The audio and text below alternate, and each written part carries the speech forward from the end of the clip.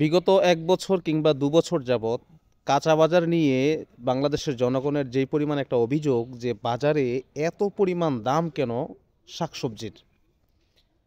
সেই বিগত ২ বছরের তুলনায় এবছর কিন্তু বেশ কাঁচা বাজারের দামটা অনেক কমেছে। মানুষ স্বস্তিতে বাজার করতে পারছে। আলুর কেজি ৳১৩, ৳১৪ কিংবা ৳১০ কিন্তু পাইকারি বাজারে বিক্রি হচ্ছে। তার মূল কারণ কি জানেন?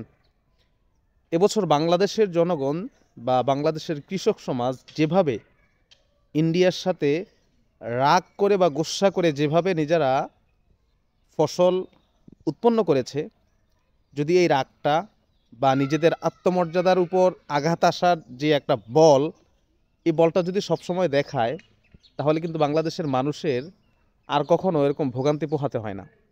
এবছর যেই পরিমাণ শাকসবজি উৎপন্ন হয়েছে, এই পরিমাণ শাকসবজি যদি সবসময় আমাদের বাংলাদেশে উৎপন্ন হয়, তাহলে কোনো দেশের থেকে পেঁয়াজ বলেন বা অন্যান্য যে সকল বাজার আছে সেগুলো আনার জন্য আমরা মুখাপেক্ষী থাকব না।